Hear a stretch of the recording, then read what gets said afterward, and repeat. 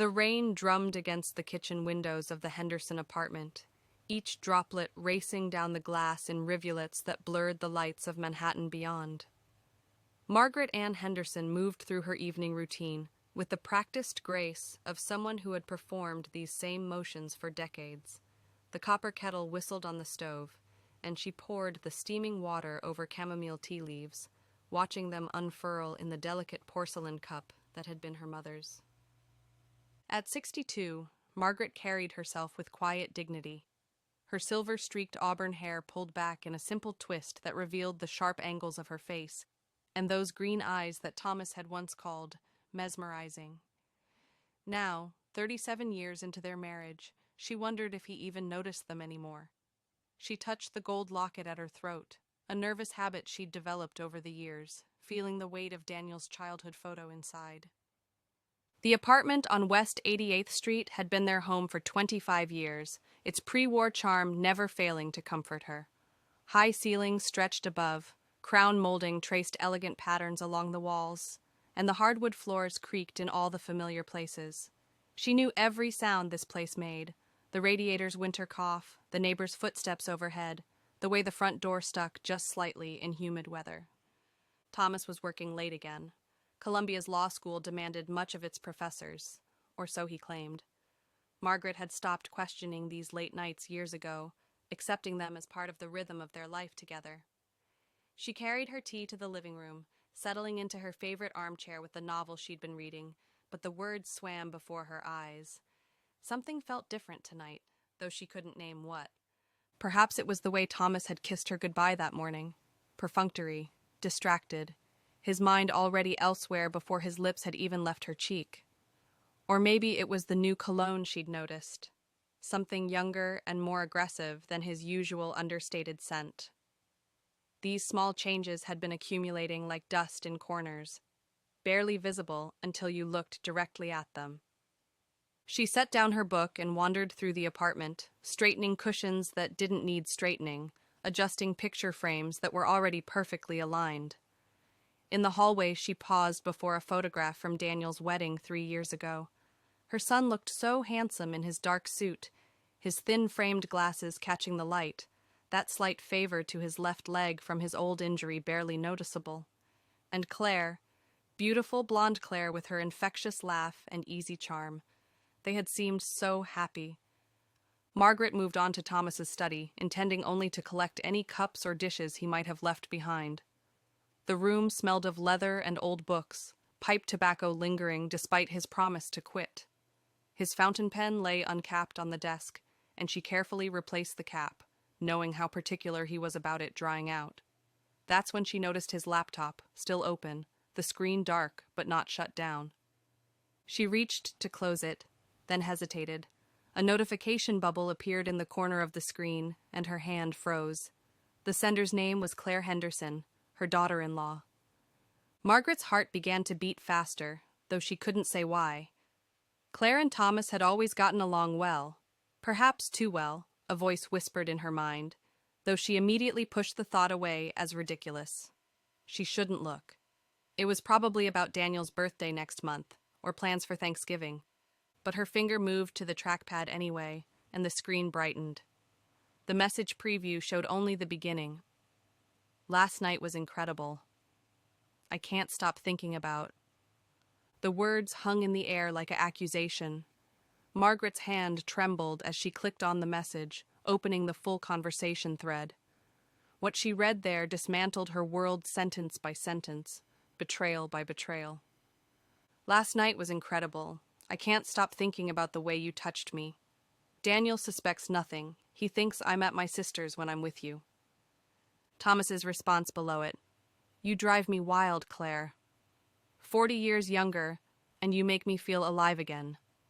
Margaret is so predictable, so dull. She'd never suspect.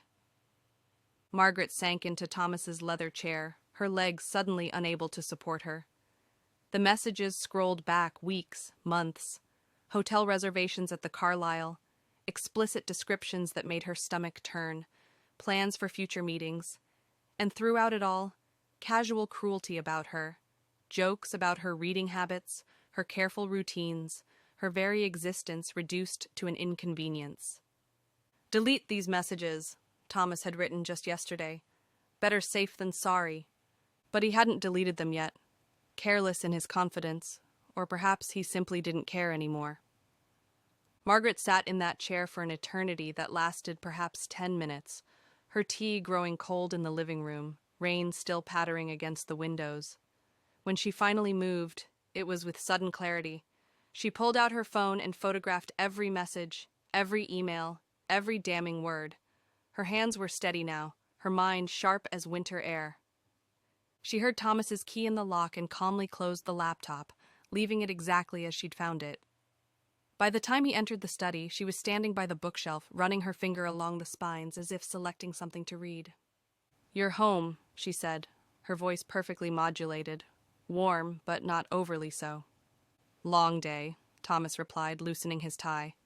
She could smell that new cologne again, and beneath it, something floral. Claire's perfume. Department meeting ran over. Of course. She smiled at him, the same smile she'd given him thousands of times before. "I was just looking for something new to read. I'll leave you to unwind." She walked past him, pausing briefly to squeeze his shoulder, a gesture of wifely affection that made him relax, confident in his deception. In the hallway, she caught her reflection in the mirror. The same face looked back at her, but something fundamental had shifted behind those green eyes. The woman who had entered that study was gone. The woman who left it was someone entirely new. The next morning arrived gray and subdued, matching Margaret's mood as she prepared Thomas's breakfast with mechanical precision. 2 eggs over easy, whole wheat toast, coffee black with 1 sugar. She watched him eat, studying him as if seeing him for the first time. When had his face become so self-satisfied? When had his voice taken on that condescending tone when he thanked her for the meal? "I might be late again tonight," he said, checking his phone, preparing for the semester review. "Of course," Margaret replied, refilling his coffee cup. "I'll have dinner ready whenever you get home." After he left, she stood at the window watching him hail a cab, his monogrammed cufflinks catching the weak morning light. Then she picked up her leather-bound planner and wrote a single name. Patricia Chen, private investigator. An old college friend had used her during her own divorce. Margaret had never imagined she'd need such services. The cafe on East 57th Street was deliberately nondescript, the kind of place where conversations dissolved into the ambient noise of espresso machines and background music. Patricia Chen was already waiting in a corner booth, a woman in her 40s with sharp eyes and an air of quiet competence. "Mrs. Henderson," Patricia said, standing to shake her hand. "Please sit." Margaret had rehearsed this conversation in her mind, but the words still felt foreign on her tongue. "I need proof of my husband's affair." Patricia nodded, no judgment in her expression, just professional attention. "Tell me what you know." Margaret laid out the facts methodically, the messages between Thomas and Claire, the hotel reservations, the timeline she'd pieced together. Patricia took notes in shorthand, occasionally asking clarifying questions. "Your daughter-in-law," Patricia said finally. "That complicates things emotionally, but legally, it's straightforward. How much evidence do you need?" "Everything," Margaret replied. "Photographs, hotel records, financial transactions. I want it airtight." "Are you planning to divorce?" Margaret considered the question. "I'm planning to protect myself. What happens after that? I haven't decided." Patricia studied her for a moment. "I've been doing this for 15 years, Mrs. Henderson. The betrayed spouse usually falls into one of 2 categories, those who rage and those who plan. You're a planner. Is that better?" "It's more effective." Patricia closed her notebook. "I'll need a retainer of $5,000. I should have preliminary findings within 2 weeks." Margaret wrote the check without hesitation, drawing from the personal account Thomas never monitored. As she handed it over, she felt something shift inside her. Not healing, not yet, but movement. The beginning of transformation. Daniel's apartment in Brooklyn felt like entering a different world. Where Margaret's home was all pre-war elegance, his space was modern and minimalist, all clean lines and open concepts. He greeted her with genuine warmth, that slight limp more noticeable today. The weather, probably. "Mom, this is a surprise." "Claire's at work, but I can make us some coffee." "Tea would be better," Margaret said, following him to the kitchen. She watched him move around the space, so much like his father in appearance, but with a gentleness Thomas had never possessed. This was going to destroy him.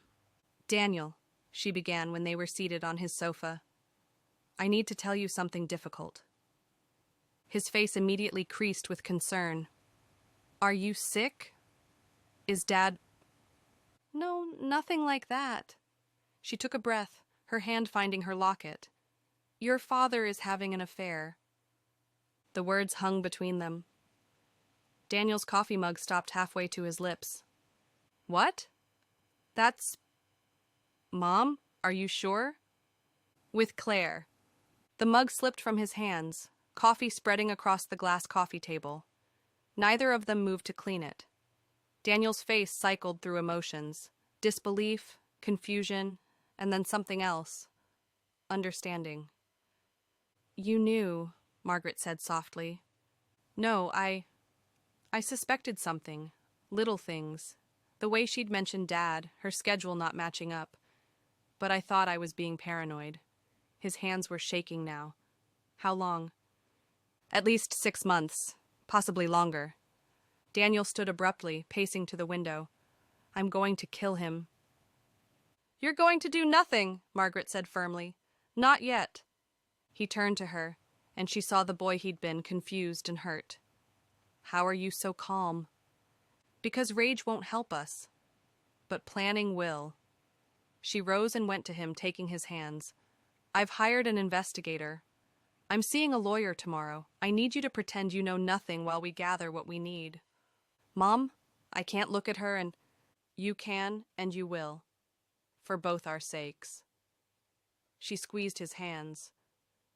"They think we're weak, Daniel." "Predictable. Let them keep thinking that while we prepare."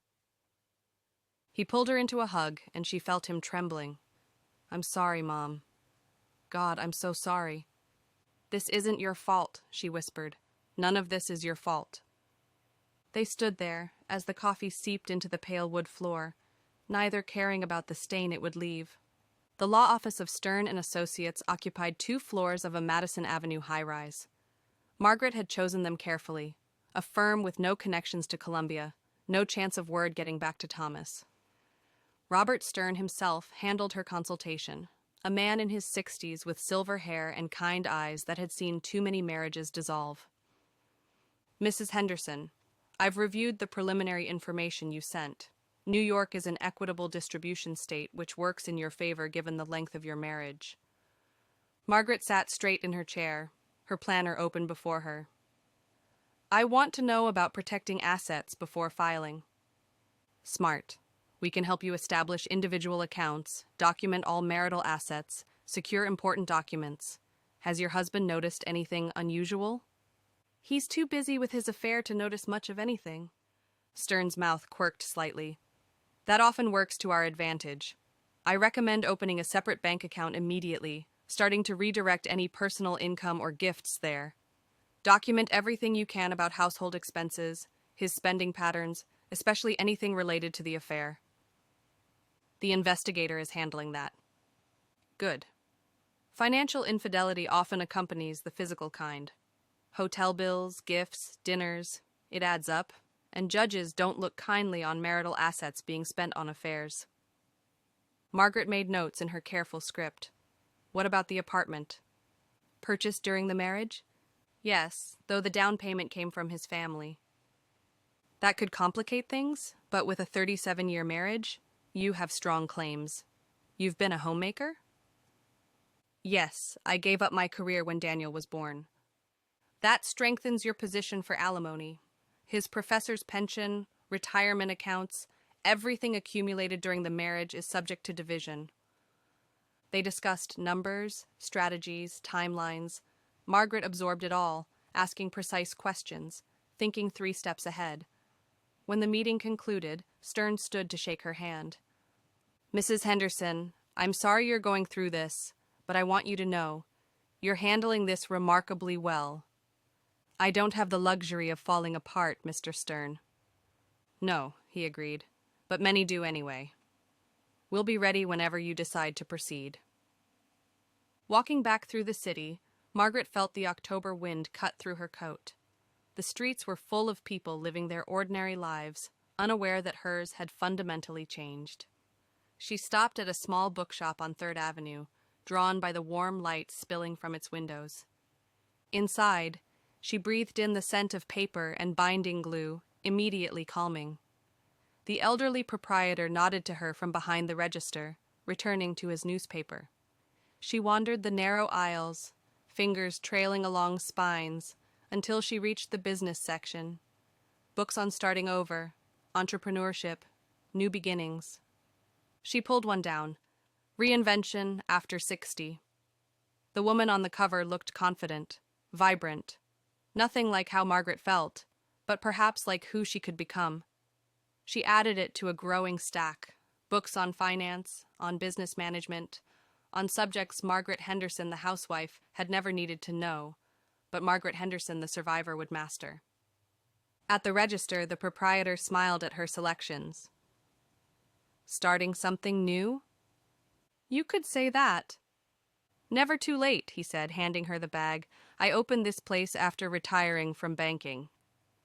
Best decision I ever made. Walking home with her books, Margaret thought about transformation, about cocoons and butterflies, about forests that grew back stronger after fires. Clichés, perhaps, but clichés existed because they held truth.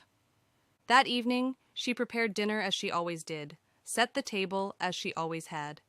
When Thomas came home, late of course, she served his favorite meal and listened to him talk about his day, about the brilliant paper he was writing, about department politics. She nodded in all the right places, asked the questions he expected, played the role of Margaret Henderson, devoted wife. But when he retired to his study and she heard him on the phone, voice low and intimate, she didn't feel the sharp stab of pain anymore. Instead, she felt something else crystallizing inside her. Purpose, direction, power. She opened one of her new books and began to read, making notes in the margins. The rain had started again, drumming its endless rhythm against the windows. But Margaret no longer heard it as lonely. Now it sounded like possibility, like change washing the old away to make room for something new. In his study, Thomas laughed at something Claire must have said, the sound carrying through the wall. Once, that laugh had made Margaret feel warm and included. Now she understood she'd never really been part of his joy, just the backdrop against which he lived his real life. She turned the page and continued reading, learning about business licenses and market research, about starting over when everyone assumed your life was already over. The gold locket lay warm against her skin, Daniel's photo a reminder of what mattered, what was worth fighting for. Tomorrow, Patricia Chen would begin surveillance. Tomorrow, the documentation would grow. Tomorrow, Thomas and Claire would continue their deception, never knowing that the woman they'd dismissed as predictable and dull was building something they couldn't imagine. But tonight, Margaret Henderson sat in her chair, reading by lamplight, and began the long work of becoming herself again. Or perhaps, for the very first time. The late autumn rain drummed against the windows of the Henderson study as Margaret sat at Thomas's mahogany desk, the same desk where she'd discovered his betrayal a month earlier. The room still smelled of his pipe tobacco and old leather books, but now these familiar scents felt like remnants of a life built on lies. She adjusted her reading glasses and opened the manila folder the private investigator had delivered that morning. Mrs. Henderson, the investigator had said during their brief meeting in the lobby, his voice low and professional. The initial surveillance has been productive. I've documented several meetings between your husband and Mrs. Claire Henderson. Margaret studied the photographs now, grainy but unmistakable. Thomas entering the Carlisle Hotel on East 76th Street. Claire arriving 15 minutes later, always 15 minutes, as if they'd choreographed their deception down to the minute. The timestamps on the photos went back 3 weeks, showing a pattern as regular as Thomas's Tuesday faculty meetings. She closed the folder and tucked it into her leather-bound planner, the one she'd carried for 20 years.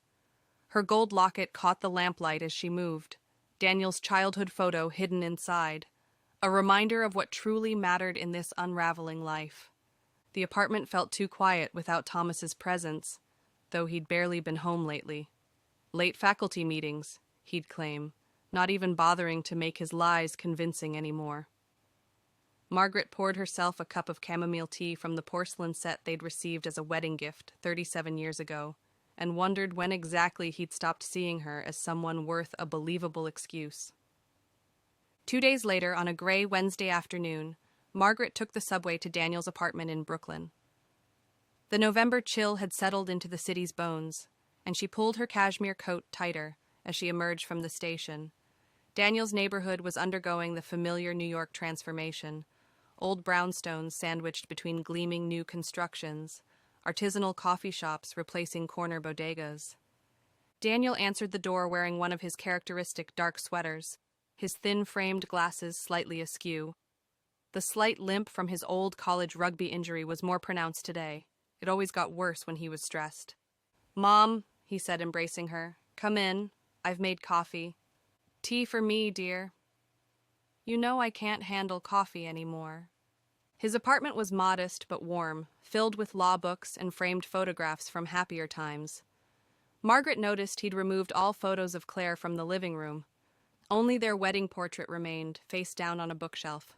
They sat in his small kitchen, the radiator clanking periodically in that comforting New York winter symphony. Daniel's hands trembled slightly as he poured hot water for her tea. "Have you heard from her?" Margaret asked gently. "She called yesterday. Wanted to know if I'd be at the Columbia faculty dinner next week." He laughed bitterly. "As if nothing's happened. As if she isn't." He stopped, unable to voice the betrayal. Margaret reached across the table and took his hand. "I know, sweetheart. I know." "The worst part," Daniel continued, his voice breaking, "is that I keep thinking about Dad. How he'd lecture us about ethics and integrity in his law classes. Remember how he'd go on about the sanctity of contracts? And here he is, violating the most fundamental contract of all." "People aren't always who we think they are," Margaret said, her own voice steady despite the storm inside. "But we can choose how we respond to their choices." Daniel adjusted his glasses, a nervous habit since childhood. "What are you planning, Mom?" "I know you. You're not just going to let this go." Margaret sipped her tea, choosing her words carefully. "I'm protecting myself, Daniel. Protecting us. Your father may have forgotten his obligations, but I haven't forgotten mine. To you, to myself, to the life I've built." "Whatever you need," Daniel said firmly. "I'm with you." "I know you are." She squeezed his hand. "But I need you to be careful. Keep going to work, maintain appearances. Don't let Claire know that you know, not yet." "How long?" "A few more months. Trust me." Daniel nodded, though she could see the effort it took to contain his anger. He was his father's son in looks, the same strong jaw, the same penetrating gaze, but his heart, thankfully, was hers. The following Monday found Margaret in a gleaming Manhattan law office, 40 floors above the city's chaos. Richard Hartley, Esquire, sat across from her, his expression professionally neutral as he reviewed the documents spread across his glass desk. "Mrs. Henderson, you've been very thorough," he said, his tone approving. "The prenuptial agreement your husband insisted upon when you married actually works in your favor now. It protects the inheritance from your mother, which, as I understand, funded the purchase of your apartment." "Thomas always prided himself on his legal acumen," Margaret replied with a slight smile. "He insisted on ironclad terms. He never imagined they'd protect me from him. The bookstore you're planning, that would be entirely yours, funded from your protected assets." "Yes, I've already found a location on Amsterdam Avenue. The owner is willing to hold it until spring." Hartley made notes in his leather portfolio. "And you want to delay filing until—" "After the new year. There's a faculty gala in February. Thomas is receiving a Lifetime Achievement Award." Margaret's voice was steady, almost conversational. It seems an appropriate venue for certain truths to come to light. The lawyer's eyebrows rose slightly, but his professionalism held. I see. Well, we'll have everything ready when you give the word. In the meantime, continue documenting everything. Every absence, every lie, every financial irregularity. Oh, I am, Margaret assured him. Believe me, I am. On a drizzly Thursday afternoon in late November, Margaret sat in a discreet cafe on Lexington Avenue, waiting for the private investigator. The place was deliberately mundane, the kind of establishment where no one looked up from their phones or newspapers, where anonymity was as much a part of the decor as the worn vinyl booths. He arrived precisely at 3, sliding into the booth across from her with practiced ease. Without preamble, he placed a tablet on the table between them. Mrs. Henderson, I've obtained something significant. His voice was low, professional. The Carlisle Hotel's security footage from November 18th. Margaret watched the grainy video, her expression carefully controlled. There was Thomas, waiting in the hotel bar. Claire arrived, no 15-minute gap this time. They embraced, not the polite greeting of in-laws, but something unmistakably intimate. Thomas's hand lingered on her lower back as they walked toward the elevators. The hotel staff has been cooperative, the investigator continued. They're registered under assumed names, but it's definitely them. This has been going on for at least 6 months, based on the records I've been able to access. 6 months. While she'd been planning their 38th anniversary celebration. While she'd been nursing him through a bout of flu last spring, bringing him soup and tea, Claire had already been warming his bed. Can you get more? She asked, her voice steady despite the churning in her stomach. I'm working on it. Text messages are harder, but not impossible. Your husband isn't as careful with his university email as he should be. Columbia's servers? Let's just say tenure doesn't make one invulnerable to certain oversights. He paused. Mrs. Henderson, I should warn you. What I'm finding suggests this isn't their first affair. Margaret's sharp green eyes met his. You mean there have been others? I mean they've done this before, together. There was a situation 3 years ago with a visiting professor's wife. It was hushed up, but the pattern is similar. The revelation should have shocked her, but instead it crystallized her resolve. This wasn't a moment of weakness or a midlife crisis. This was who they were. Get me everything, she said quietly. Every detail, every communication, every moment they thought was secret. It will take time. I have time. The gala isn't until February. The Columbia University faculty dinner was held in Low Library's rotunda, the neoclassical columns and soaring dome making everyone feel appropriately insignificant. Margaret had attended dozens of these events over the decades, smiling at the same faces, listening to the same self-congratulatory speeches about academic excellence and institutional legacy. Tonight felt different. She stood near the appetizer table, ostensibly examining the canapes while actually observing Thomas across the room. He was in his element, holding court with a group of younger professors, gesticulating with his wine glass as he delivered what was undoubtedly a brilliant observation about constitutional law. His monogrammed cufflinks caught the light, the same ones she'd given him for their 20th anniversary. Claire stood beside him, playing the role of devoted daughter-in-law with practiced ease. She wore a black cocktail dress that was just appropriate enough for a family gathering, her hand occasionally touching Thomas's arm in what appeared to be familial affection. Only Margaret could see the truth in those touches, the lingering fingers, the shared glances when they thought no one was watching. Margaret! Professor Williams approached her, his wife Eleanor in tow. How wonderful to see you. Thomas was just telling us about the Lifetime Achievement Award. You must be so proud.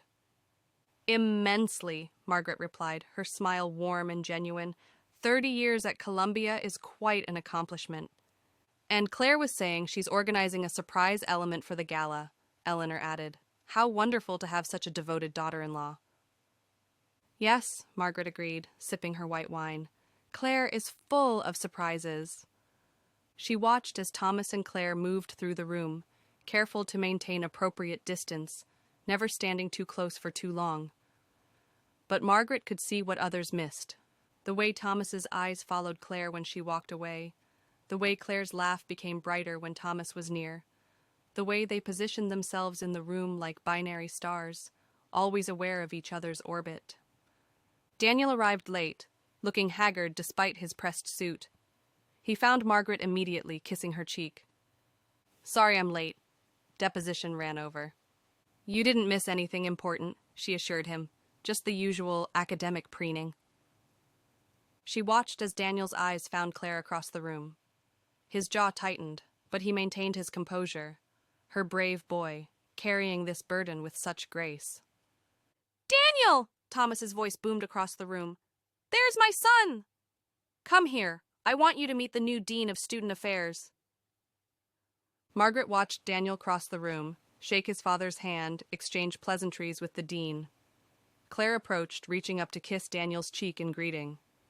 Margaret saw her son's almost imperceptible flinch, the way his hands clenched at his sides. But they all played their parts perfectly. The distinguished professor, the successful son, the loving wife, the devoted daughter-in-law, a tableau of academic family perfection, as false as a theatrical set. Later that evening, back in the apartment on West 88th Street, Margaret sat in her study. She'd stopped thinking of it as Thomas's, reviewing the investigator's latest report. The rain had returned, streaming down the windows in rivers of reflected streetlight. Thomas was at another late meeting, though she knew exactly where he was. The Carlisle Hotel, room 1247. The investigator had even managed to document their room service orders. Champagne and oysters. How predictably trite. She opened her planner and made careful notes. Every detail mattered now. Every lie, every deception, every moment of betrayal was another brick in the foundation of her new life.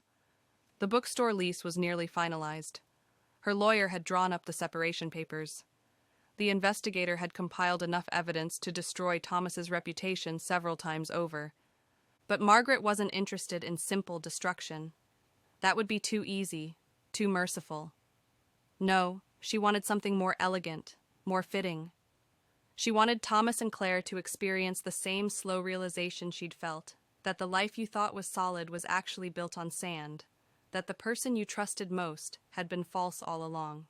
The February gala would be perfect. Thomas in his finest hour, receiving accolades for his career, surrounded by colleagues and students and university dignitaries. The entire New York legal academic community would be there. The president of Columbia would give a speech. The mayor might even attend. And at just the right moment, when Thomas stood at the podium accepting his Lifetime Achievement Award, the truth would emerge. Not through Margaret, that would be too obvious, but through the very technology Thomas had always dismissed as inferior to real books and papers. A presentation, perhaps, meant to celebrate his career, but accidentally containing something else entirely.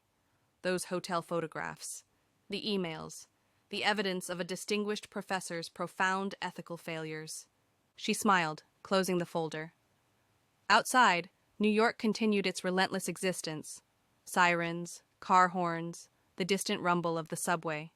But inside the apartment, Margaret felt a perfect stillness, the eye of the storm she was carefully constructing. Her phone buzzed, a text from Daniel. "Are you okay?" Tonight was hard. She typed back, "I'm fine, sweetheart." Better than fine.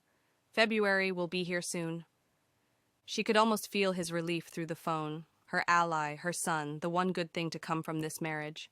He would have his freedom from Claire, just as she would have hers from Thomas. But first, they had parts to play, a performance to complete. Margaret made herself another cup of tea and settled into the leather chair by the window. The city sparkled below, millions of lives unfolding in parallel dramas. But none, she thought with grim satisfaction, quite like hers. The autumn rain continued to fall, washing the city clean for winter's arrival. In 3 months, at the height of winter's cold, she would burn down the false life Thomas had built. But for now, she waited, planned, and gathered her strength. The gold locket at her throat caught the lamplight as she reached for the investigator's report again. Inside, young Daniel's photograph smiled up at her, frozen in a moment of childhood innocence. That boy deserved a mother who stood up for herself, who refused to be diminished by betrayal. And that's exactly what he would have. Margaret picked up her pen and began making notes for her meeting with the investigator next week. There was still so much evidence to gather, so many details to arrange. But she had time. Thomas and Claire, drunk on their secret passion, had grown careless. They believed themselves safe in their deception. They were wrong. As the clock in the hallway chimed 11, Margaret heard Thomas's key in the lock. She quickly closed the folder, sliding it into her desk drawer beneath a stack of book catalogs for the store. By the time he appeared in the doorway, she was calmly reading a novel, the picture of domestic tranquility. "You're up late," he observed, loosening his tie. The faint scent of Claire's perfume clung to his jacket. "Couldn't sleep," Margaret replied, not looking up from her book. "How was your meeting?" "Productive. Very productive." He moved toward the bedroom, already dismissing her from his thoughts. "I'm sure it was," she murmured to his retreating back. Alone again, Margaret allowed herself a small smile. Let him think her oblivious, the aging wife lost in her books and tea. Let Claire believe she'd won some great prize. Let them both luxuriate in their deception a little longer. February would come soon enough, and with it, the reckoning they'd earned. The private investigator's office occupied a corner suite in a nondescript midtown building, the kind of place where discretion was valued above decor. Margaret sat across from him at a mahogany desk, her posture perfect despite the weight of what lay spread before them. December's early darkness pressed against the windows, the city lights below creating a constellation of lives, continuing unaware of the betrayal being documented in this quiet room. "This is everything from the past month," the investigator said, his voice professionally neutral as he arranged the materials with methodical precision. He was a man in his 50s, unremarkable in appearance, the kind of person who could disappear in a crowd, which Margaret supposed was precisely the point. She picked up the first photograph, her expression remaining composed even as her stomach twisted. Thomas and Claire at a boutique hotel on the Upper East Side, his hand at the small of her back in a gesture Margaret recognized from their own early years. The timestamp showed 3 weeks ago, a Tuesday afternoon when Thomas had claimed to be at a faculty meeting. "The text messages are particularly damning," the investigator continued, sliding a printed stack toward her. "They go back 6 months. I've highlighted the most relevant exchanges." Margaret's eyes scanned the messages, each one a small betrayal rendered in digital permanence. Claire's breathless declarations of love, Thomas's promises about their future, plans made while Margaret had been planning their 37th anniversary dinner. Her jaw tightened imperceptibly. "The hotel records?" she asked, her voice steady. 7 different establishments over the past 6 months. Always paid in cash, but security footage confirms their presence. I've also documented 3 weekend conferences that Professor Henderson claimed to attend. He paused meaningfully. He never checked into those conference hotels. Margaret nodded, absorbing each piece of evidence like armor she was forging for battle. "This is thorough work, more than sufficient for what I have planned." "May I ask what that might be?" The investigator's tone suggested professional curiosity rather than personal interest. "A reckoning," Margaret replied simply, gathering the materials into the leather portfolio she'd brought.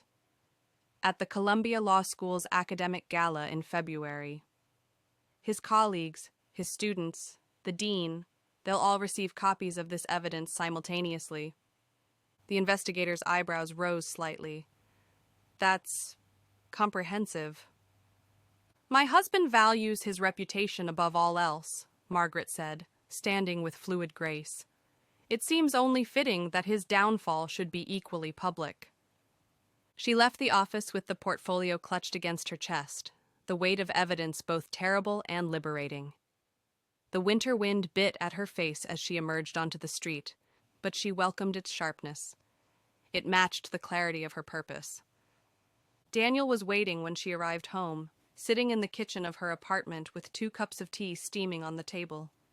He looked older than his 35 years, the past months having etched new lines around his eyes. His thin-framed glasses caught the overhead light as he looked up at her entrance. "Is it done?" he asked quietly. Margaret set the portfolio on the counter, her movements deliberate. "The investigator has documented everything. Texts, photographs, hotel records, 6 months of deception laid bare." Daniel's hands tightened around his mug, the dark sweater he wore making him appear even more drawn. "I filed the papers today. My lawyer says Claire should be served by the end of the week." "How are you feeling about it?" Margaret moved to sit across from him, studying her son's face with maternal concern. Relieved, angry, sad. He managed a bitter laugh. "Sometimes all three at once. I keep thinking about Sunday dinners, Mom. All of us around the table, and they were—" He couldn't finish the sentence. "They were betraying us both," Margaret completed gently. "This isn't your fault, Daniel." "None of it is." "I should have seen it. The signs were there." "We see what we expect to see," Margaret said, thinking of her own blindness. "We trusted them. That's not a character flaw. It's what family does." Daniel adjusted his glasses, a nervous habit from childhood. "Claire called today. 3 times. I didn't answer." "Good. Let the lawyers handle all communication from now on." Margaret reached across to squeeze his hand. "Have you thought about where you'll stay once the divorce is finalized?" "I'm keeping the Brooklyn apartment. She can have the furniture, the art, whatever she wants. I just want this over." He paused, then looked at her intently. "Are you sure about the gala?" "It's going to destroy him." "Yes," Margaret said simply. "That's rather the point." 3 days later, Margaret stood in the Columbia Law School's event hall, observing the holiday reception with the detached interest of an anthropologist studying a soon-to-be extinct species. The room glowed with warm light from the chandeliers, the walls adorned with garlands and subtle academic grandeur. Faculty members and their spouses mingled with practiced ease, conversations flowing as smoothly as the wine. Thomas held court near the bar, his monogrammed cufflinks catching the light as he gestured through what was undoubtedly one of his favorite anecdotes about constitutional law. His confidence was absolute, his charm deployed with the precision of a master performer. Margaret watched him work the room, noting how naturally he commanded attention, how easily laughter came to those in his orbit. Claire stood near the windows, elegant in a black cocktail dress that Margaret recognized as new, likely purchased with Daniel's money while she was sleeping with Thomas. The younger woman's beauty was undeniable, her blonde hair swept into an artful chignon, her laugh carrying across the room like silver bells. She played the role of devoted wife perfectly, even as her eyes tracked Thomas's movements with an intensity that should have been obvious to anyone watching. But no one was watching. Not the way Margaret was. "Margaret!" Dean Morrison's wife approached with genuine warmth. "How lovely to see you. You look wonderful." "Thank you, Helen." Margaret accepted the air kisses with practiced grace, her silver-streaked auburn hair catching the light. "The decorations are beautiful this year." "Aren't they just? Though between you and me, I'm ready for the holidays to be over. The endless parties are exhausting." Helen lowered her voice conspiratorially. "Speaking of which, we're all looking forward to the February gala. Thomas mentioned you're planning to attend this year?" "Wouldn't miss it," Margaret replied, her smile revealing nothing. "It promises to be quite memorable." Across the room, she caught Thomas's eye. He raised his wine glass in a small salute, his expression one of casual acknowledgement, the kind of gesture one might make to a familiar acquaintance rather than a wife of 37 years. Margaret returned the gesture, her own expression equally neutral, even as she imagined his face when he would open the envelope she planned to hand him at the gala. "If you'll excuse me," Margaret said to Helen, "I should pay my respects to the dean." She moved through the crowd with practiced ease, exchanging pleasantries and deflecting questions about holiday plans with vague responses about family obligations. Each conversation was a performance, each smile a mask. She was becoming quite good at pretending, though she supposed she'd been doing it for months without realizing it, pretending her marriage was solid, her life was fulfilling, her husband was faithful. Near the end of the evening, she found herself briefly alone with Claire by the coat check. "Margaret," Claire said, her voice carefully modulated, "I haven't seen much of you lately."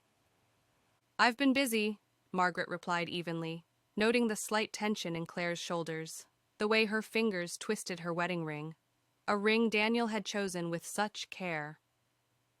"Daniel hasn't been returning my calls," Claire continued, attempting casualness. "Perhaps he's busy too," Margaret suggested, her tone giving nothing away.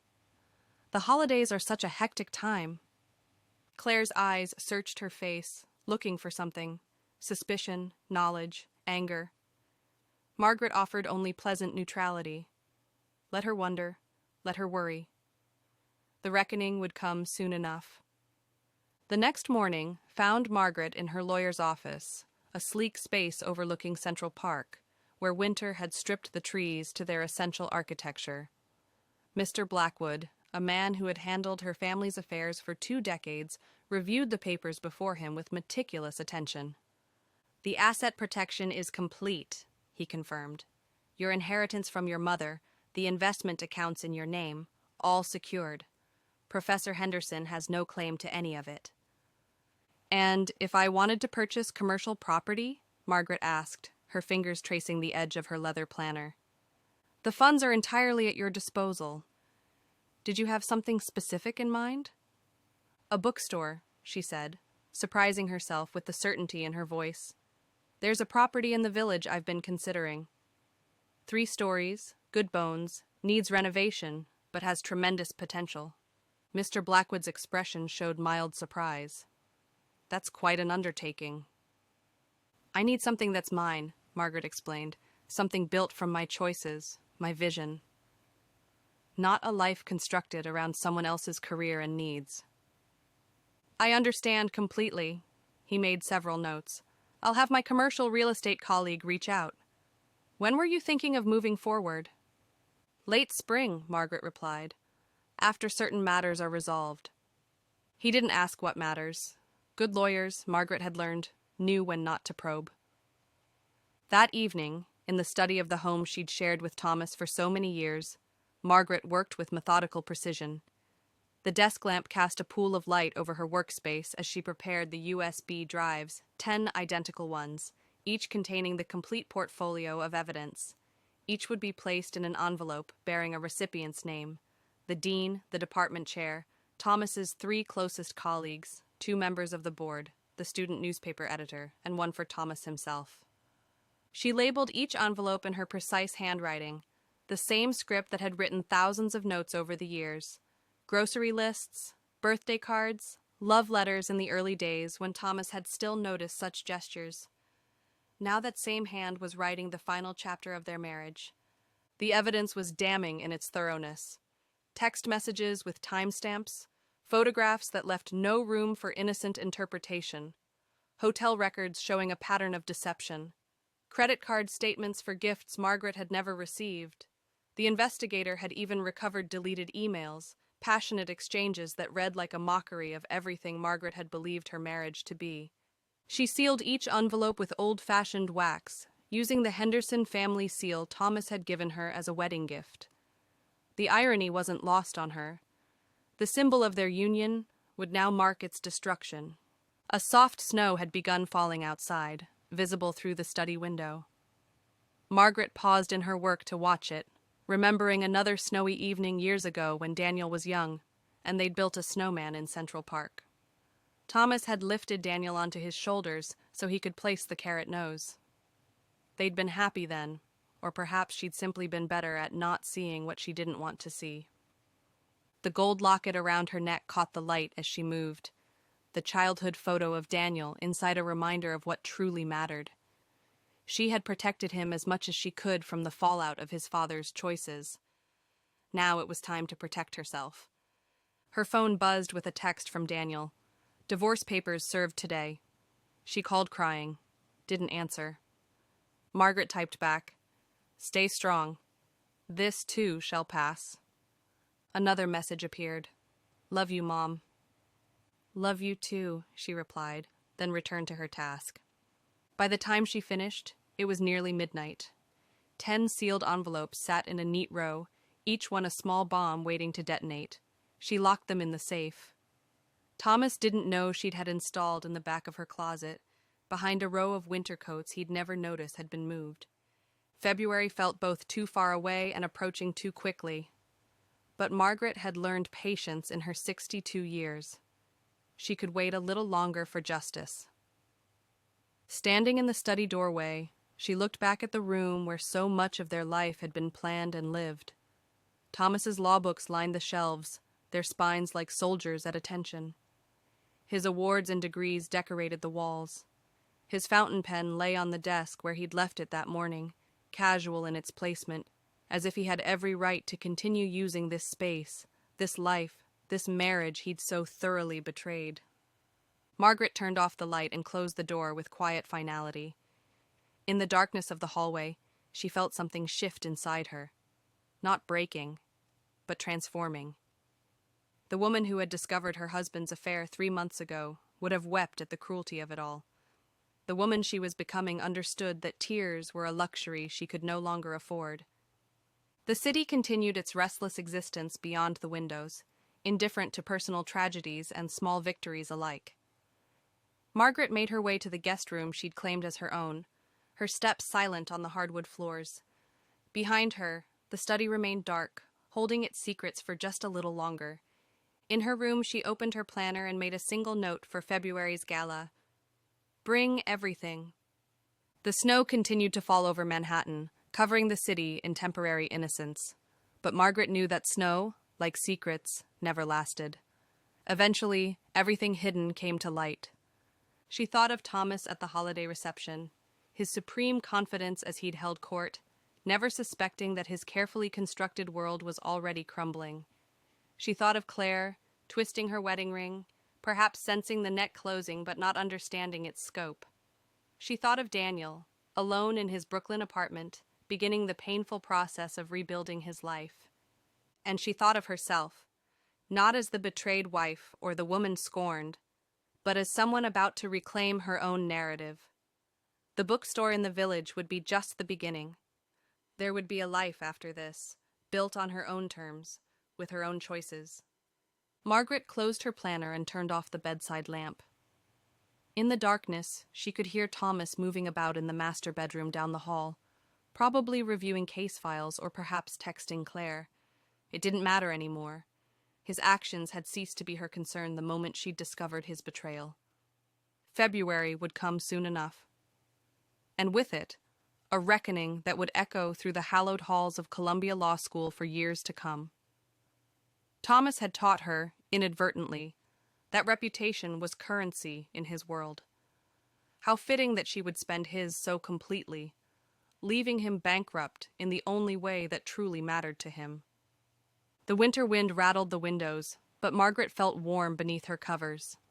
For the first time in months, she fell asleep without wondering where her husband really was or who he was with.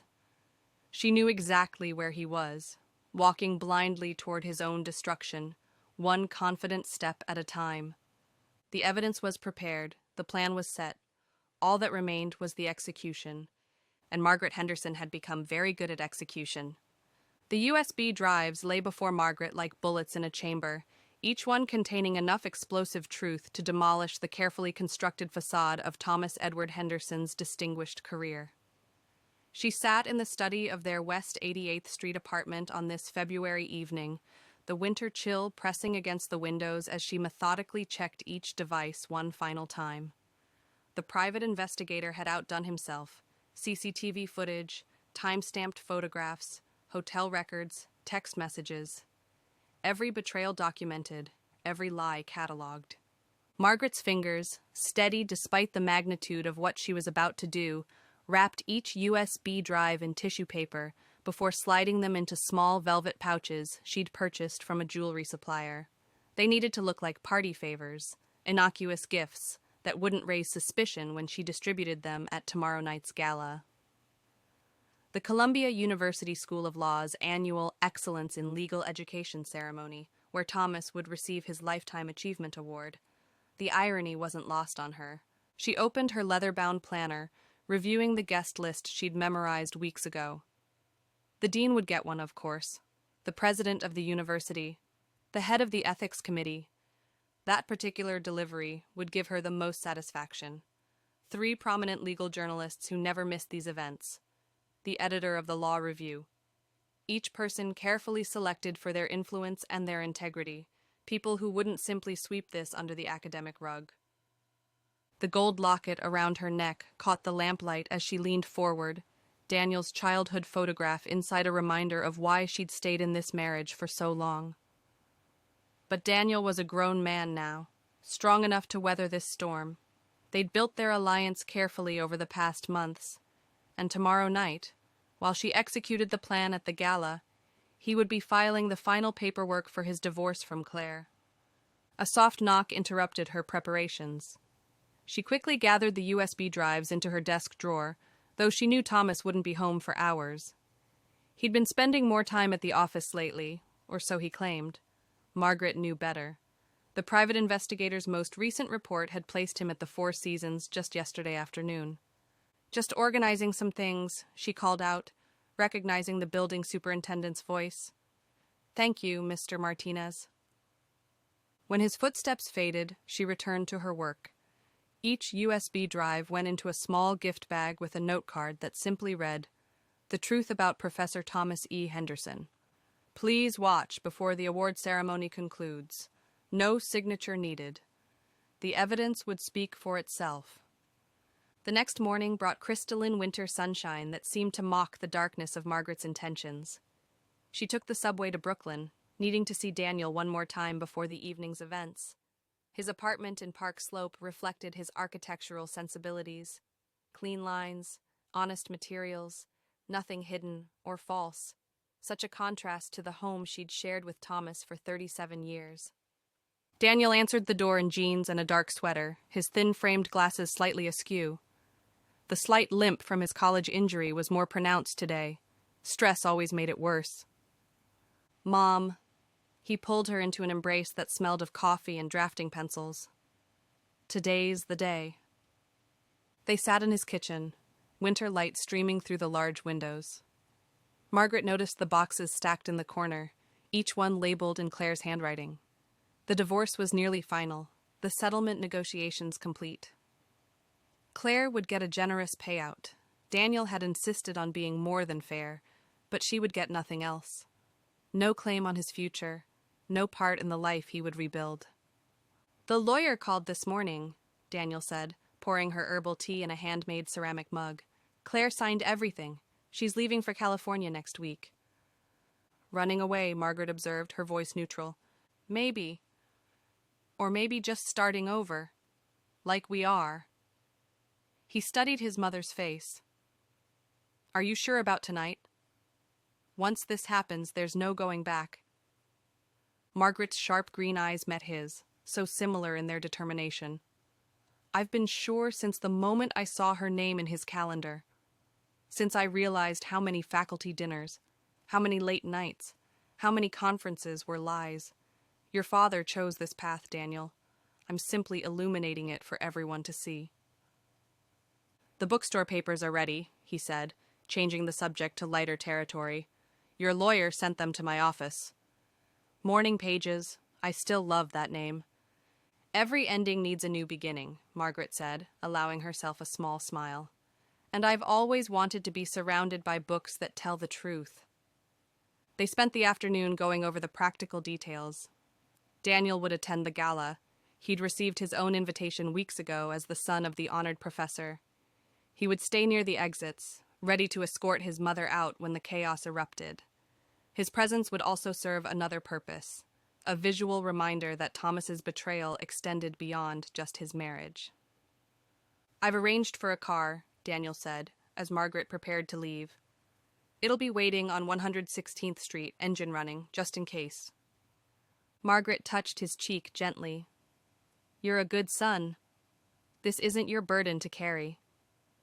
"It became mine the moment Claire walked into our lives," he replied. "We both chose wrong, Mom.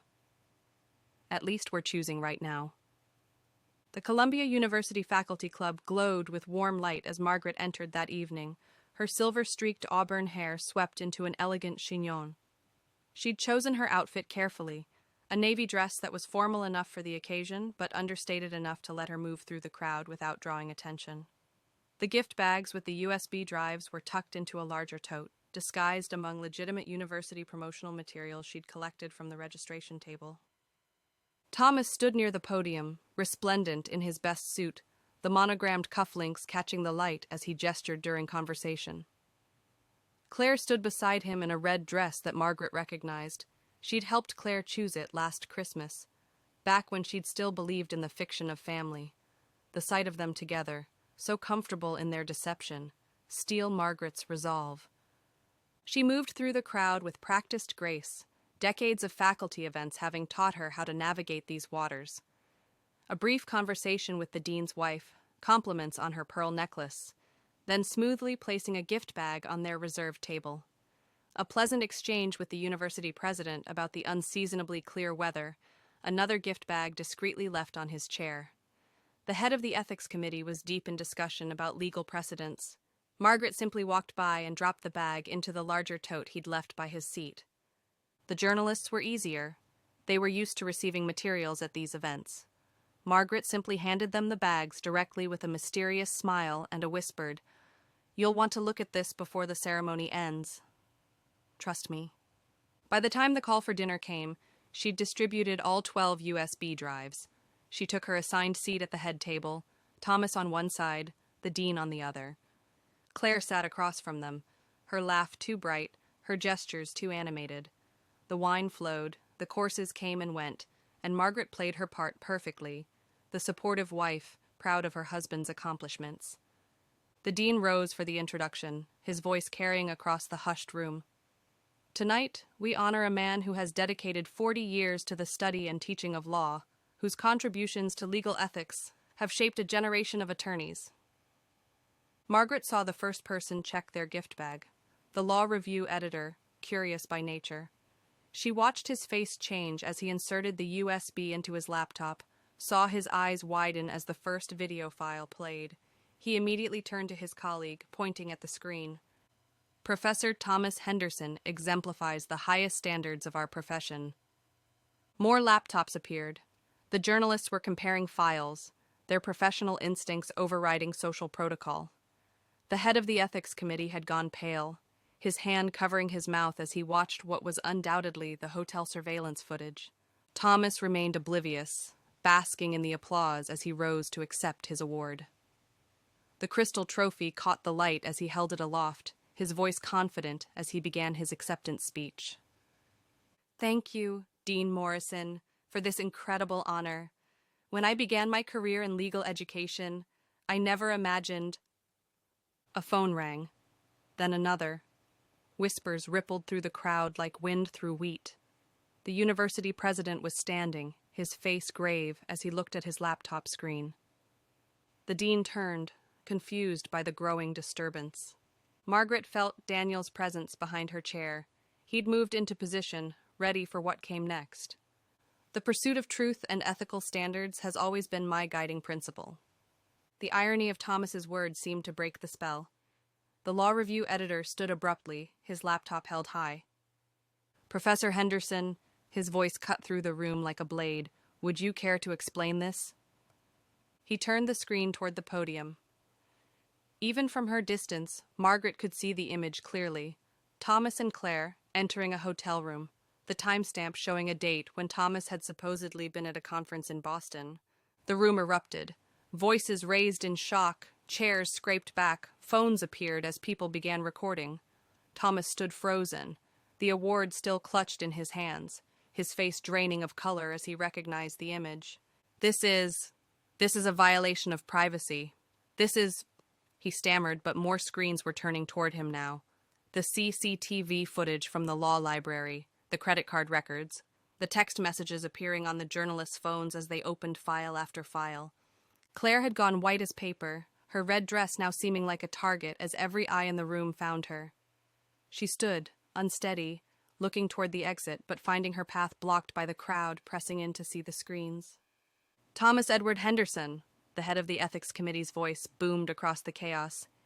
You are hereby suspended pending a full investigation into violations of the university's Code of Conduct and Moral Turpitude Clause. The crystal award slipped from Thomas's fingers, shattering on the podium with a sound like breaking bells. He looked wildly around the room, his eyes finally finding Margaret's.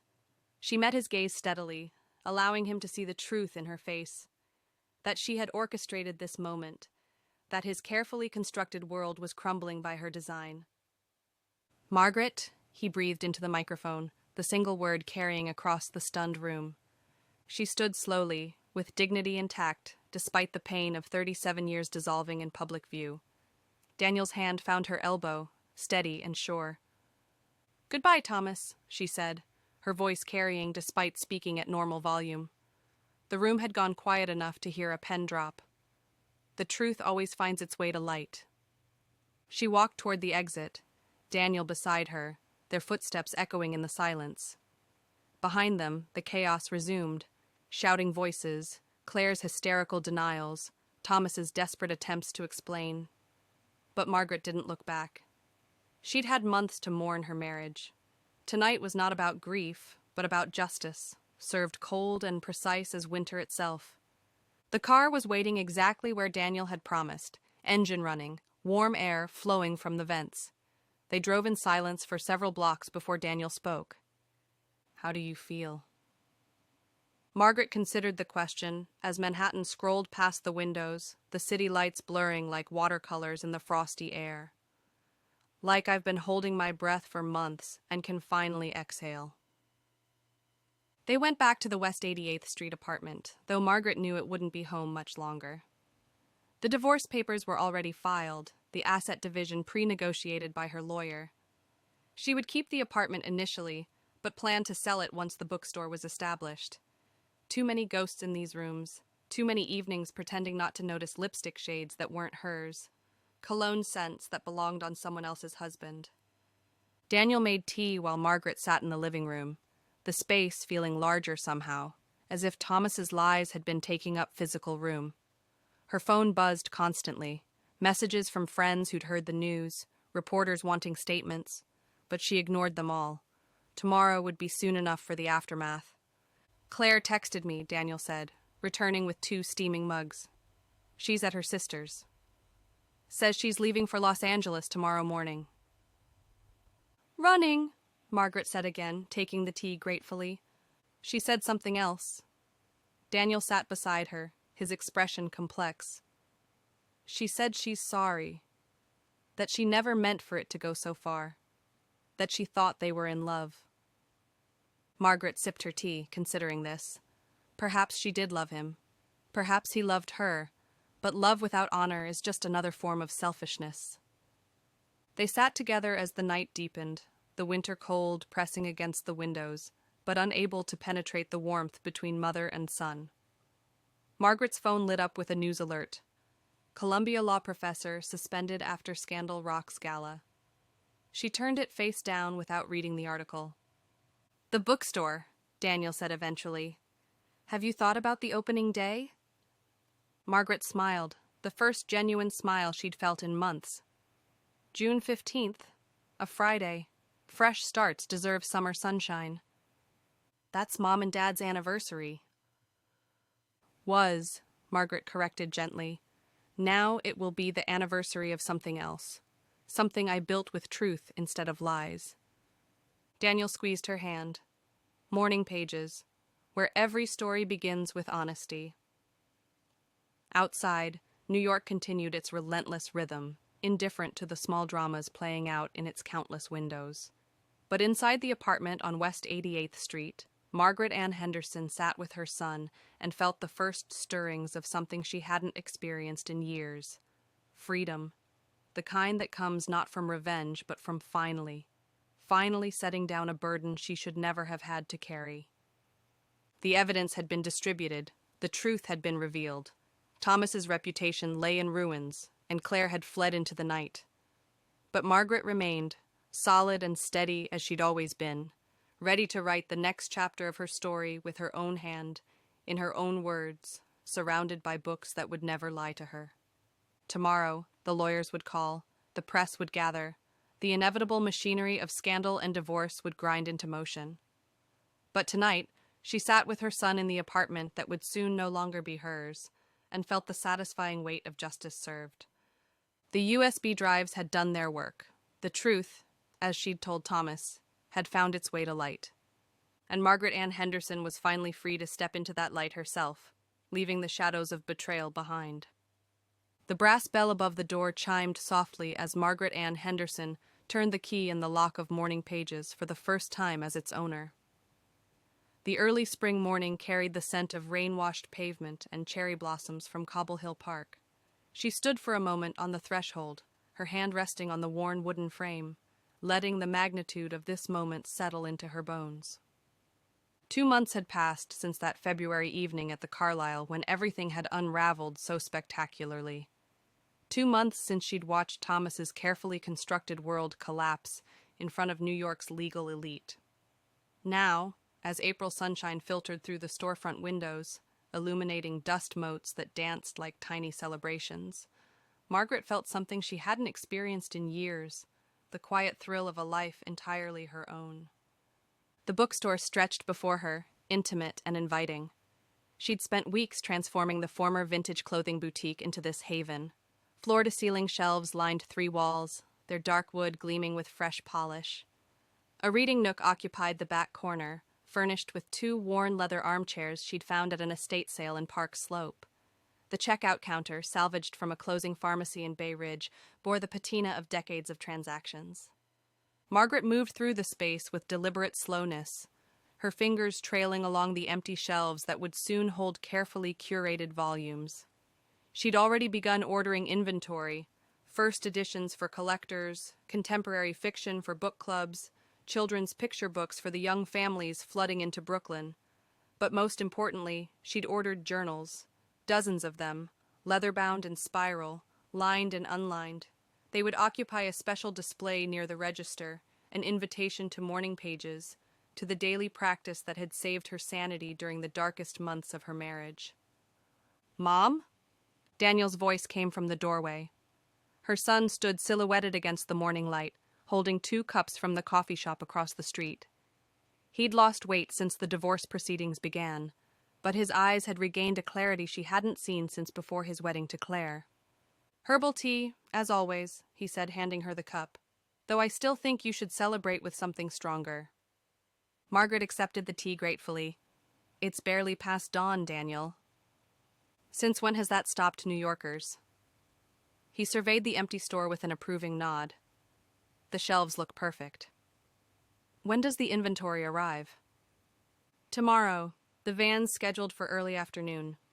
She moved to the window, watching Court Street slowly wake up. "I want to be ready for a soft opening by the end of the week." Daniel joined her at the window, their reflections ghost-like in the glass. "Have you heard from Dad's lawyer?" The question hung between them, weighted but not unwelcome. Margaret had grown comfortable with the reality of Thomas's absence. "Yesterday," she said. "He's accepted the position in Chicago. Some small firm specializing in corporate compliance, a far cry from Columbia." "And Claire?" "Vanished, apparently. The lawyer mentioned she'd cleared out her things from their apartment before the divorce was even finalized. No forwarding address." Daniel's jaw tightened. Good riddance. Margaret studied her son's profile, noting the premature lines around his eyes, the slight silver threading through his dark hair, inheritances from the Henderson men, though Daniel wore them with more grace than his father ever had. "How are you, really?" she asked. He considered the question, sipping his coffee. "Better. The apartment feels like mine again. I've been sleeping through the night." A pause. "I've started seeing someone." Margaret raised an eyebrow but said nothing. "Her name's Sarah. She's a pediatric nurse at Mount Sinai. We met at that book reading You Dragged Me to last month." He smiled, a genuine expression that transformed his face. "She's nothing like Claire. Quieter, kinder. She actually listens when I talk." "I'd like to meet her." "You will." I thought maybe at the opening, if that's not too much pressure. Margaret squeezed his shoulder. Perfect. This place is about new beginnings, after all. They stood together, watching Brooklyn wake up, until Daniel had to leave for work. Alone again, she returned to her preparations. Her phone buzzed, the lawyer again. Mrs. Henderson, I have an update regarding your husband's situation. Margaret noted the formal distance in his tone. Your husband, not Thomas. Go ahead. The Chicago position. It's not what he'd hoped. Junior associate level, really. His salary is a third of what Columbia paid. The scandal followed him, I'm afraid. No university will touch him. I see. There's also the matter of the apartment. He's asking if you'd consider buying out his half. He needs the liquidity. Margaret almost laughed. The apartment where she'd discovered the emails, where she'd spent 37 years building a life that had proven partly fictional. Tell him I'll consider it, but at market rate. No favors. Of course. I'll convey that. After hanging up, Margaret felt nothing. No satisfaction, no regret, just the neutral acknowledgement of information received. Thomas had become data points in legal documents, a name on papers requiring signatures. The afternoon brought unexpected visitors. Mrs. Chen from the dim sum restaurant 2 blocks down arrived with a potted orchid. For luck, she said, placing it on the counter with decisive satisfaction. The couple who ran the frame shop next door stopped by with a bottle of wine and an offer to display local artists' work on commission. Community, the frame shop owner said, his paint-stained fingers gesturing expressively. That's what Court Street needs more of. By early evening, Margaret had received 6 plants, 3 bottles of wine, and more good wishes than she'd experienced in years. She arranged the plants along the window ledge, their green a promise of growth. The next few days blurred together in a rhythm of deliveries and arrangements. Boxes of books arrived in waves, poetry collections from small presses, bestsellers for casual browsers, academic texts that might not sell, but felt essential nonetheless. She organized them with the same methodical care she'd once applied to dinner parties, but now the precision served her own vision. On Thursday, as she alphabetized the fiction section, her phone rang. An unknown Chicago number. She almost didn't answer, then curiosity won. Margaret, Thomas's voice, smaller than she remembered. She said nothing, waiting. I heard about the bookstore, from Daniel. Still, she remained silent, shelving Atwood next to Austin. I'm sorry, he said finally, not just for Claire, for all of it, for 37 years of taking you for granted. I know, she said, because she did. His apology changed nothing, but she recognized its truth. The Chicago job, it's humiliating. They have me reviewing contracts, first-year associate work.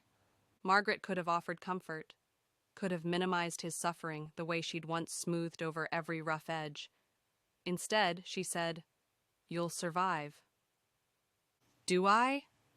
The question hung between them across 800 miles and an unbridgeable chasm. Goodbye, Thomas. She hung up before he could respond, then deleted the number. Some stories didn't deserve epilogues.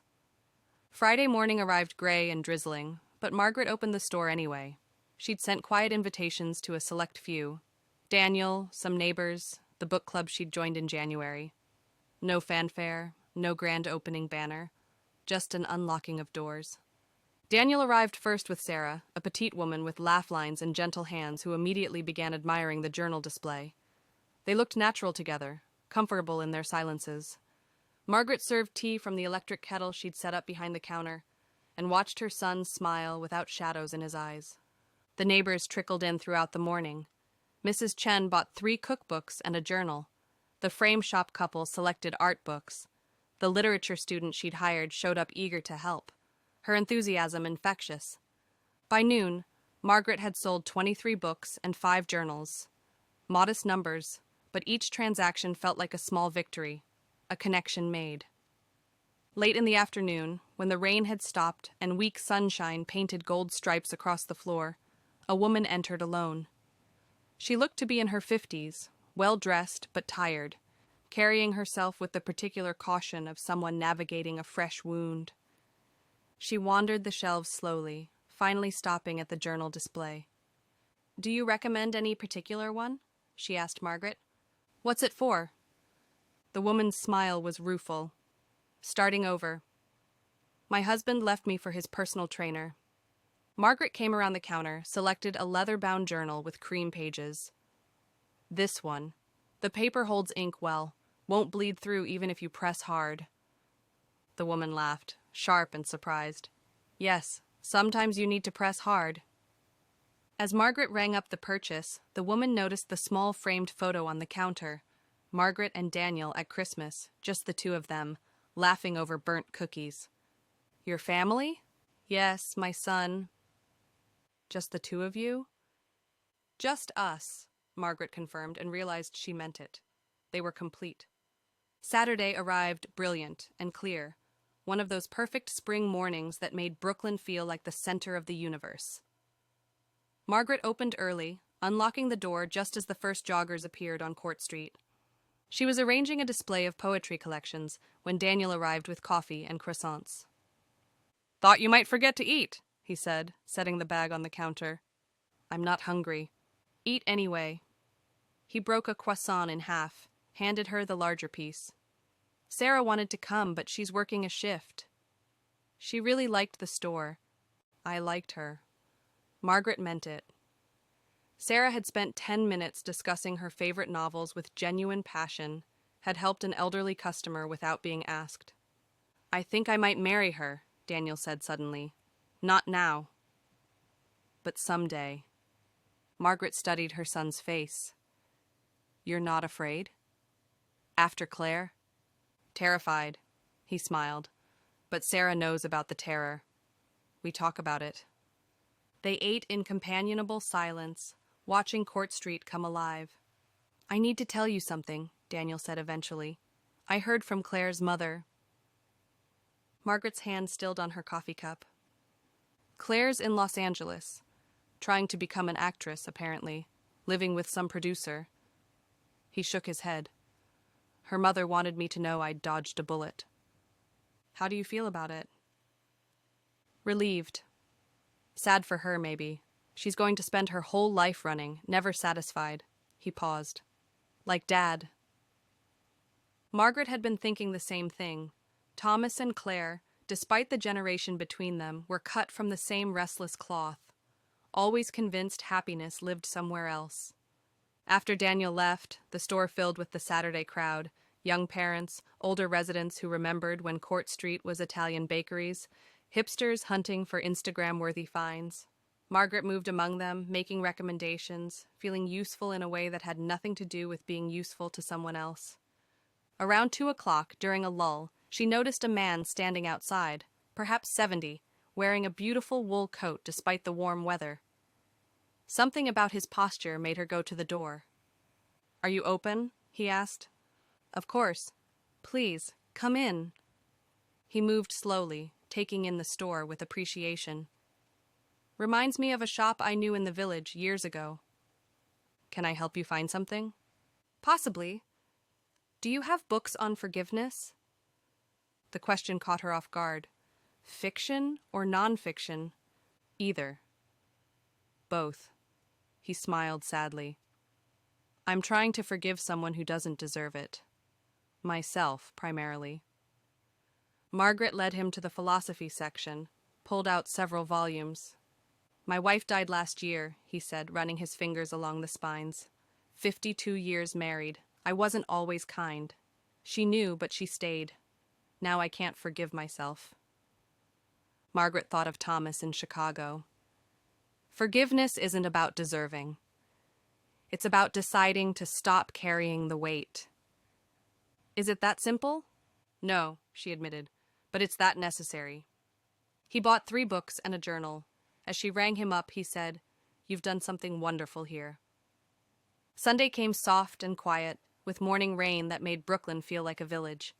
Margaret opened the store despite expecting few customers. She needed to be here, among the books and possibilities.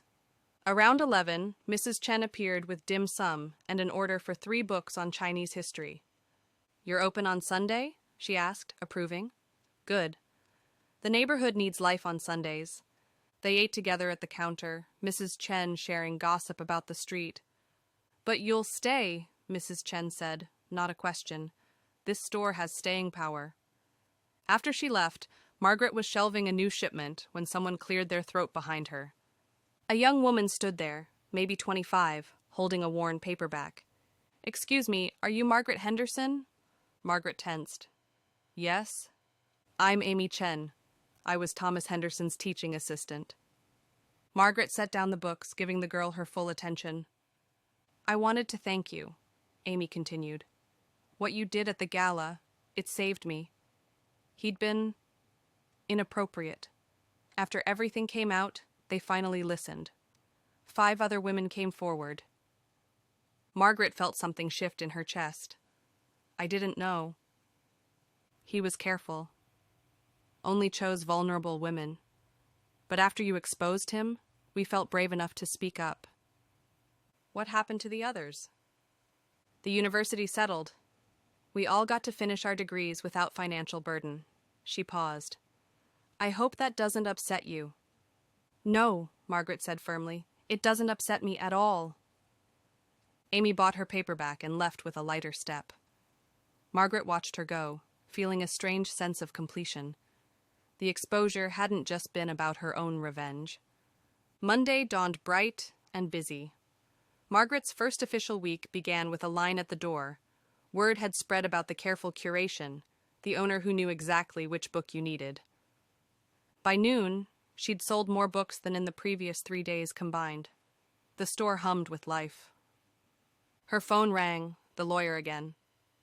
Mrs. Henderson, your husband has agreed to your terms for the apartment. Good. Draw up the papers. There's one more thing. He's asked if he could retrieve some books from his study. Margaret thought of Thomas's study, untouched since October. He can have them all. I have my own books now. Thursday evening, Margaret hosted her first event, a reading by a local poet exploring divorce and renewal. 15 people crowded into the small space. The poet read pieces that made people cry and laugh in equal measure. The thing about ending, she read, is that it's indistinguishable from beginning until you're halfway through. Margaret stood in the back, feeling profound satisfaction. This was what she'd wanted, not just a business, but a gathering place for people rewriting their lives. 2 weeks later, on the 1st of June, Margaret woke before dawn. She walked to the store through sleeping Brooklyn, taking the long way to appreciate the neighborhood that had adopted her. Inside Morning Pages, she went through her opening ritual, lights on, coffee brewing, classical music soft. Then she sat with her own journal, writing the morning pages that had become essential. 2 months ago, she wrote, I was a woman defined by betrayal.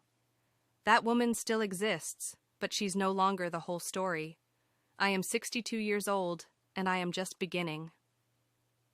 The store opened at 9. Her first customer was the woman who'd bought the journal that first Friday. I filled it, she said, placing it on the counter. Every morning for 3 weeks. Now I need another.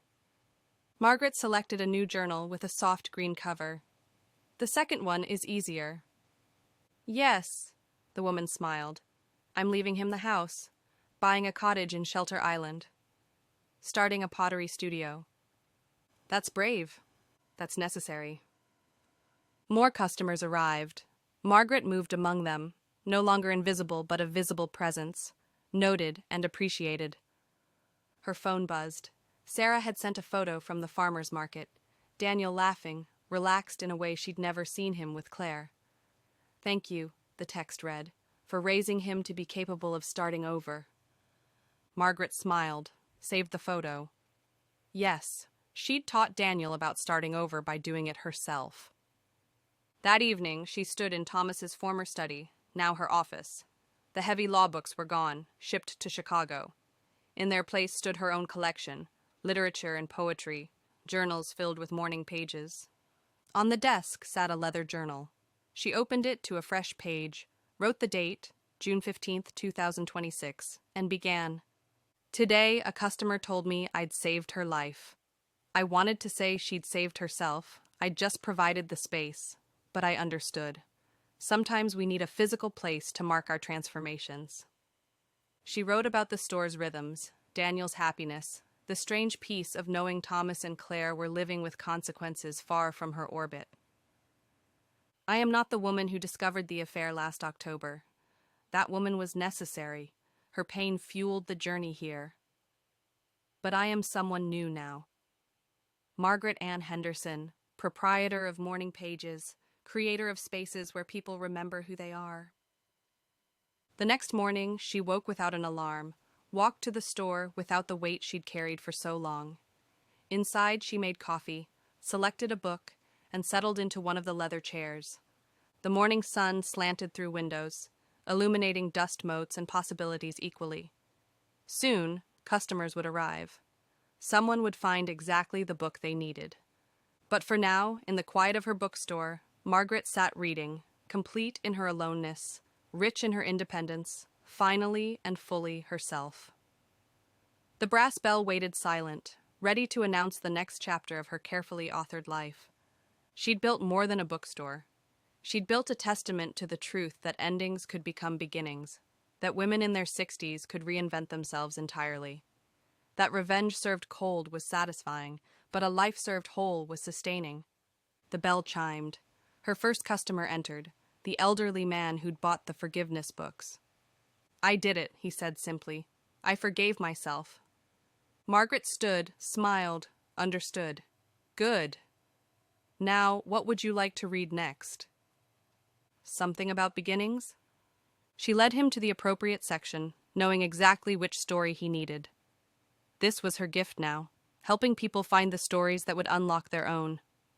As he browsed, she returned to the counter, looked around her store, her creation, her proof that life could begin whenever you decided to start writing a new chapter. The morning pages were no longer about mourning what was lost. They were about celebrating what was found.